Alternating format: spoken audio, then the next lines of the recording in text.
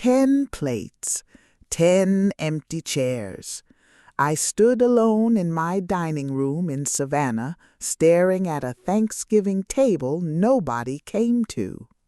That was the night something in me just stopped. Not broke, stopped, like a clock that finally quit ticking after years of running slow. My name is Eloise Gardner. I'm 72 years old, and the daughters who left me standing in that empty room have no idea what their silence just cost them. Tell me where you're watching from.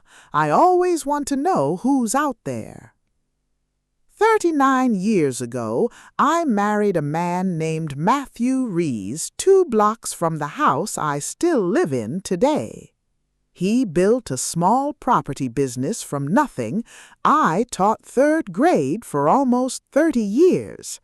Together we raised 3 girls, Liberty, Allison, Casey, in a house that used to be so full of noise you couldn't hear yourself think. 12 years ago, Matthew collapsed in our bedroom on a Tuesday morning, heart attack. I held his hand until the paramedics pulled me away. He was gone before we reached the hospital. At his funeral, my girls stood on either side of me. Liberty gripped my hand and said, "We're not letting you go through this alone, Mama." I believed her. I needed to believe her. For a few months they kept that promise. Then, slowly, quietly, they didn't. The calls got shorter, then further apart. Then Liberty's husband, Mason, started answering her phone and telling me she was busy. Allison let her husband Cameron speak for her more and more until I barely heard my own daughter's voice at all. Casey, my baby, the one who used to sleep in my bed during thunderstorms, started letting my calls go to voicemail. I told myself it was grief. Everybody grieves differently, I said. Give them time. 10 years is not time. 10 years is a decision. I missed my granddaughter's Cambria's driver's test, found out about it from a neighbor at the Kroger on Abercorn. I missed my grandson's first home run, saw the photo on Facebook 2 weeks later, buried under someone else's comments. I drove across town once with a cake for a birthday party and stood on the porch while Liberty told me through a cracked door that it wasn't a good time. Every year I told myself next year would be different. Every year I set the table anyway. 10 plates, every single Thanksgiving, just in case. This year, I called all 3 of them myself. I begged. I told them I just wanted one holiday when I wasn't alone in this house. Liberty said she'd try. Allison said she'd see.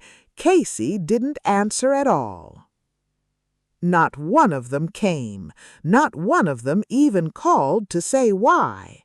I sat at that table until the candles burned down to nothing, staring at 10 chairs that stayed empty. And somewhere in that silence, I remembered something my daughters never knew about their father and me, something that was about to change everything. They had no idea what I was really sitting on, and they had no idea what I was about to do with it. I didn't clean up that table the next morning. I let it sit. 10 cold plates, 10 wilted napkins, the candles burned down to puddles of wax. I wanted to look at it.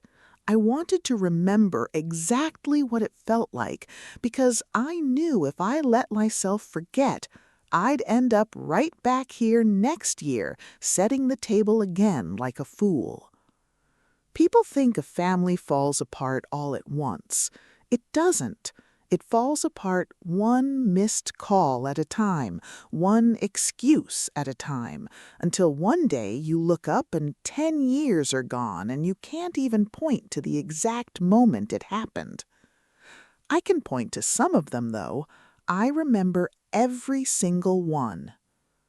2 years after Matthew died, I slipped on ice in my own driveway and broke my wrist. I called Liberty from the emergency room, holding the phone with my good hand, blood pressure cuff still on my arm.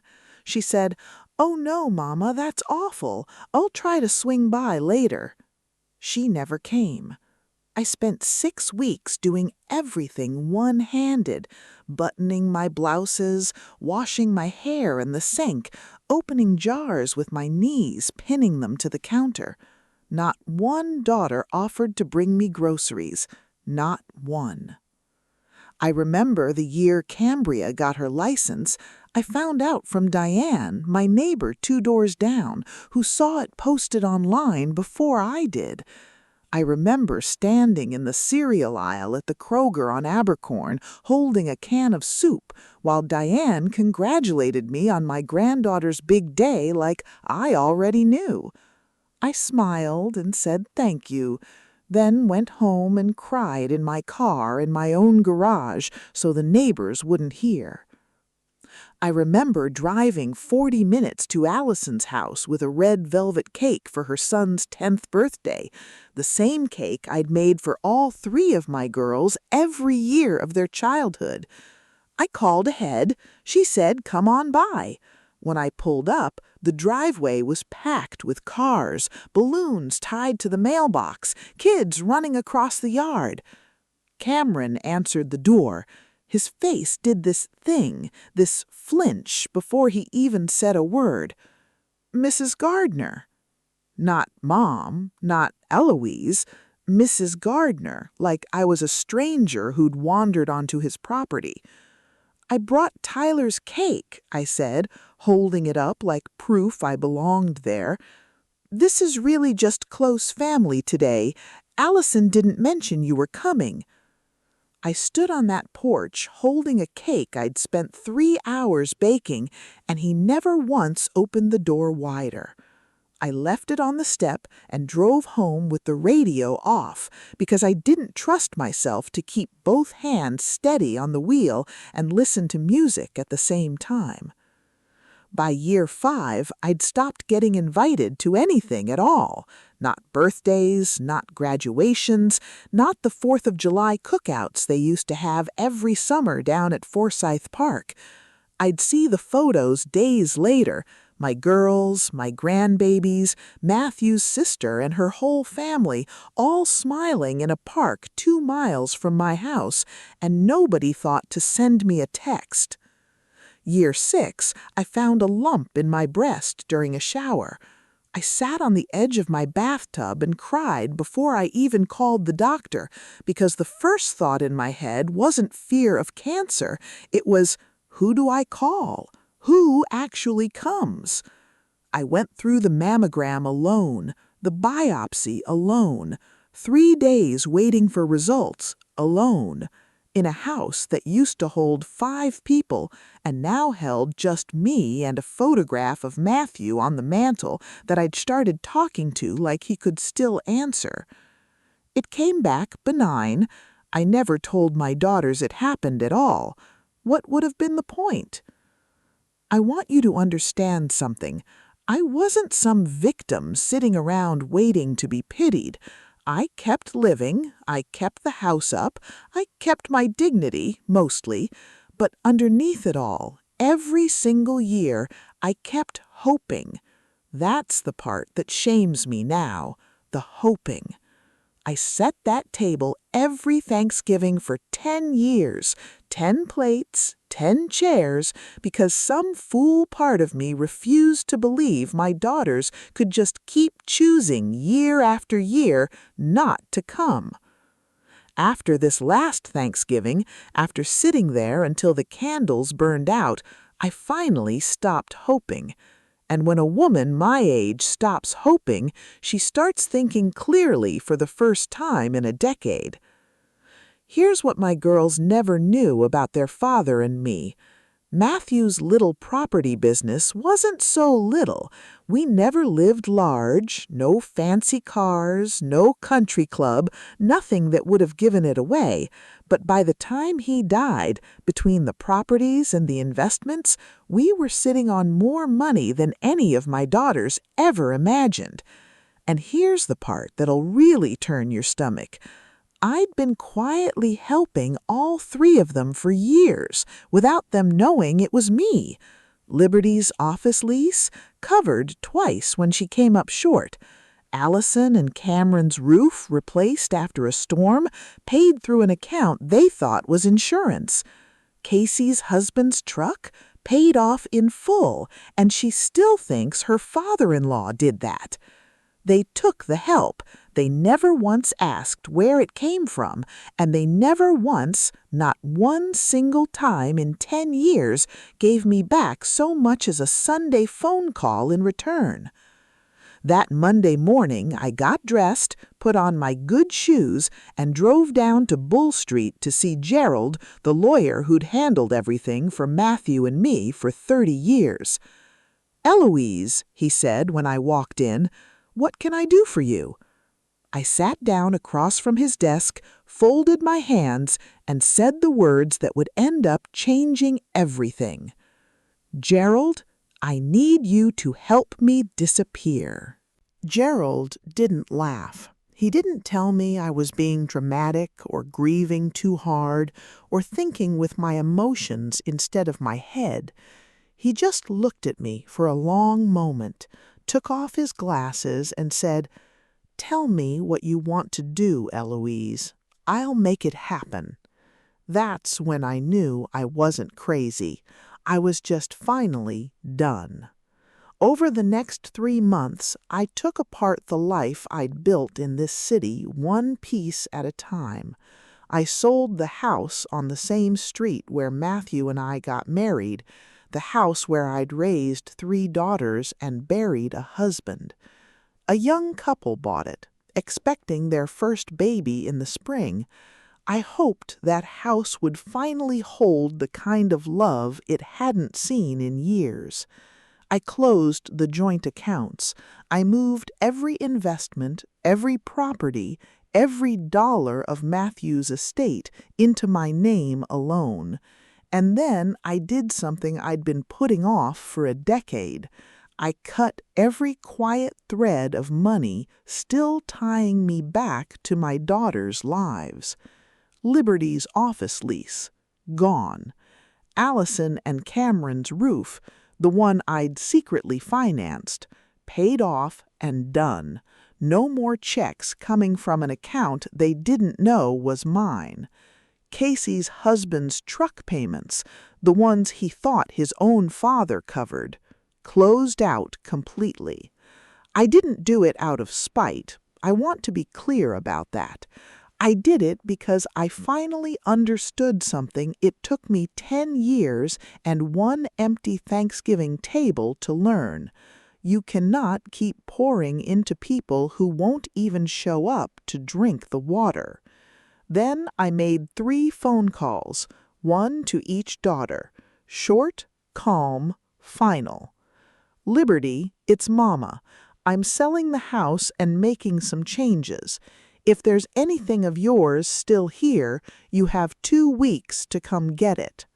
She was quiet for a second, then said, "Okay, good luck with that, I guess," like I'd told her I was repainting a fence. Allison didn't answer at all. I left the same message on her voicemail and never heard back. Casey answered, and for 1 second I thought maybe this would be different. She said, "Wait, what? Mama, why are you selling the house?" And for just 1 moment I felt that old hope flicker back to life, stupid as it was. Then, in the background, I heard her husband ask who was on the phone, and she said, "Nobody, just my mom." And that flicker went right back out. Not one of them came for anything. Not the photo albums, not their childhood bedrooms full of trophies and yearbooks, not Matthew's woodworking tools, the ones he used to build cribs for every single one of my grandbabies with his own 2 hands. I stood in that garage alone for almost an hour, running my fingers over tools that still smelled like sawdust, before I finally boxed them up and donated the whole set to a trade school over on Louisville Road. Somebody would use them. Somebody would build something with them again. I kept what fit in the trunk of my car, some clothes, a few photo albums, Matthew's wedding ring on a chain around my neck. Everything else, the china we used every Christmas, the dining table built to seat 12, 10 years of birthday cards I never threw away, I let it go. I didn't leave Savannah. I want you to understand that, because people assume I ran clear across the country. I didn't need to run that far. I bought a small condo on the other side of the city, down near the river, under my maiden name, paid in cash through Gerald, so there'd be no trail leading back to me. Same city my girls grew up in, same air, same Spanish moss hanging off the same old oaks, just far enough that none of them would ever think to look, because why would they? As far as they knew, their mother didn't have the spine to disappear right under their noses. I changed my number. I let the mail at the old house get handled by the new owners. Gerald became the only person alive who knew exactly where to find me. The first morning I woke up in that new condo, I made coffee and sat by a window looking out at the river instead of an empty dining room. I didn't check my phone hoping somebody had finally called. I didn't plan my whole day around being available in case one of my daughters decided, out of nowhere, that today was the day they remembered I existed. For the first time in 10 years, nobody was disappointing me, because nobody knew where I was to disappoint me in the first place. A year went quiet like that, truly quiet. I joined a little book club 2 blocks from my new place. I started painting again, something I hadn't touched before I married Matthew. I told myself I was finally free, and for a while I even believed it. Then Gerald called me on a Tuesday afternoon, and I could hear it in his voice before he got the sentence out. "Eloise," he said, "your daughter's been calling my office. All 3 of them, actually. They found the house sold, they went to your bank, everything's gone, and they know it." I sat down slowly on my new couch in my new condo in the same city I'd hidden in this whole time. "What do they want, Gerald?" I asked. He was quiet for a second too long. "Eloise," he said, "I think they finally figured out how much money your husband actually had." I sat with that sentence for a long moment. "I think they finally figured out how much money your husband actually had." Not, "we're worried about you." Not, "we miss our mother." Money. After 10 years of silence, that's the sentence that finally got their attention. "Tell me everything," I said to Gerald. Turns out my girls had banded together for the first time in a decade, not out of love, but out of curiosity. Liberty had driven by the old house on Bull Street and found strangers' furniture through the front window. She'd gone to my bank only to be told the accounts were closed. Allison had reached out to some of Matthew's old business contacts, poking around, asking questions dressed up as concern. Casey called Gerald's office 4 times in a week. They'd pieced it together slowly, The house sold, the accounts gone, investments Matthew had built over 30 years moved somewhere they couldn't touch. And somewhere in all that digging, they'd finally realized their father hadn't left behind some modest little nest egg. He'd left behind a fortune, and their mother, the woman they'd been too busy for, was the only one holding the keys to it. Liberty showed up in Gerald's office in person. He told her she stood in his lobby in her work suit, demanding to know where I'd gone, insisting she had a right to know as her daughter. Gerald told her, politely but firmly, that he couldn't discuss my private affairs without my permission, and that, as far as the law was concerned, I was a woman of sound mind managing my own money exactly as I pleased. She didn't like that answer. None of them did. Allison sent Gerald a long email about their concern for my state of mind, about how a decision like this, selling the house, cutting off contact, this isn't like me. Funny, I thought, that she suddenly remembered what was and wasn't like me after 10 years of not bothering to find out. Casey tried a different approach. She hired a private investigator. Gerald found out through a contact of his own and gave me a heads up before it went anywhere. I sat with that piece of information for a full day before I decided what to do with it. Here's the thing about being underestimated your whole life. People stop watching you closely. My daughters had spent a decade assuming their mother was just some sad, harmless woman rattling around an empty house, waiting by the phone. They never once considered that the same woman who raised 3 children, buried a husband, and managed a family fortune quietly for a decade might also know how to protect herself. I told Gerald to forward my new email address. Just the email. Nothing else. I wanted to see with my own eyes what they'd actually say when they thought they finally had a way to reach me. The messages came within hours. Liberty's was clipped and businesslike, barely bothering to hide the edge under it. "Mom, this is insane. You can't just vanish and take Dad's estate with you. We need to talk about this like adults." Allison's was longer, softer, dressed up as concern.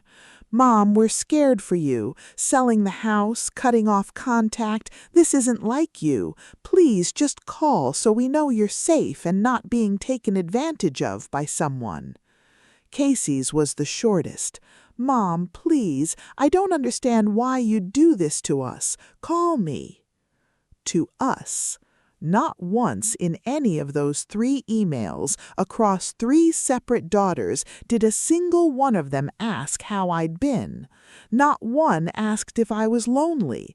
Not one mentioned Matthew or the 10 Thanksgivings I'd spent setting a table nobody sat at, or the broken wrist or the lump in my breast I went through completely alone. 10 years of silence, and the first real urgency I'd heard from them in a decade showed up the exact week they discovered there was money on the other side of it. I opened my laptop that night and I started typing the email I'd been carrying inside me for 10 years. I didn't write it in anger. I want that understood. Anger burns fast and says stupid things. What I felt that night was something colder and steadier than anger. 10 years settled into a few paragraphs. I wrote one email and sent it to all 3 of them at once. Liberty, Allison, Casey. Thank you for your concern about my well-being. I'm safe, I'm healthy, and for the first time in over a decade, I'm actually happy. I spent 10 years cooking meals none of you came to eat. I spent 10 years buying birthday gifts that sat wrapped in a closet because nobody came to collect them. I found out about your children's milestones from neighbors and Facebook because none of you thought to call your own mother. I broke my wrist and went through it completely alone. I sat at a table set for 10 people this Thanksgiving, and not one of you showed up or even called to say you weren't coming. So yes, I sold the house. Yes, I moved your father's money. Yes, I disappeared. Because for the first time in 10 years, I finally stopped waiting by a phone that wasn't going to ring. I noticed something. It took you 10 years to find real urgency to reach me, and it happened the same week you learned there was money involved. Before that, you had 10 years of Thanksgivings, 10 years of birthdays, 10 years of Sunday afternoons, and none of it was urgent enough for a phone call. If you ever want a relationship with me again, it won't be about what you're owed. It'll be about showing up consistently because you actually want your mother in your life, not because of what's in her bank account. Mom. I pressed send and sat there in the quiet of my condo, waiting to feel something break inside me. It didn't. Instead, something loosened, like a hand I'd been clenching for 10 straight years had finally let go. The replies came fast. Liberties was angry, accusing me of twisting the truth, saying they'd all been busy with their own lives and I was being unfair. Allison's was defensive, insisting they'd never once thought about the money, even though her own lawyer's letter said otherwise in black and white. Casey didn't reply at all for 3 days, and when she did, it was 2 lines saying she couldn't believe I'd cut them off from their inheritance like this. Not one of them said the words I'd waited 10 years to hear. Not one of them said, "You're right, we should have shown up." Their lawyer kept pushing for a while. Letters about elder financial abuse, about undue influence, about my diminished capacity. Gerald handled every single one of them without breaking a sweat. There was nothing to find, no mystery man in my life, no cognitive decline, just one woman who had quietly and competently managed her late husband's estate for 10 years while her own children were too busy to notice she existed. After 6 months, the letters stopped. Gerald told me they'd likely given up trying to find a legal angle and had likely decided among themselves that I was simply the villain of the story now, some bitter old woman who abandoned her family out of spite. I let them believe that. I knew the truth, and that was enough for me. It's been a year and a half now since that last Thanksgiving. I still live here in Savannah, just on the other side of the river from the house I raised my daughters in. Some mornings I sit on my little balcony with coffee and watch the fog roll off the water, and I don't check my phone once because I'm not waiting for anybody's call anymore. I gave a good portion of Matthew's estate away, a literacy program downtown, a children's ward at the hospital where Cambria was born, back when I was still allowed to be in the room for things like that. I even set up small trust funds for my 5 grandchildren, money they can access when they're 25, money that has nothing to do with their parents. Each fund comes with a letter from me explaining in my own words exactly why your grandmother wasn't in your lives growing up. Someday, when they're old enough, they can decide for themselves what kind of family they want to be part of. The rest of the money I'm spending on myself. I finally took that trip to Italy Matthew and I always talked about and never got around to. I joined a painting class. I babysit for my neighbor's grandkids sometimes because she asked me to, because she wanted me there. Something my own daughters never once let me do for 10 straight years. Last month, on what would have been Matthew's 81st birthday, I got one more email. This one was from Casey. Mom, I started therapy a few months ago. My therapist helped me see some things I didn't want to look at before. I was wrong. We all were wrong. I don't expect you to forgive me right away, or maybe at all, but I needed you to know that I finally understand what we did to you. If you're willing, I'd like to try to earn my way back into your life, slowly, however long it takes." I read that email 3 times. Part of me wanted to delete it and protect myself from getting hurt one more time. But a small part of me, the part that will always be somebody's mother no matter how much she's been hurt, wondered if maybe, just maybe, one of my girls had actually grown up enough to mean it. I haven't answered yet. I might not. But here's what I know for certain. I'm the one who decides now, not them. Me. I spent 10 years waiting to be wanted. I'm done waiting, and if any of them ever want back into my life, they're going to have to show up for it the same way anyone else would have to, one Sunday dinner at a time. I'm Eloise Gardner. I'm 72 years old, and for the first time in over a decade, I finally belong to myself.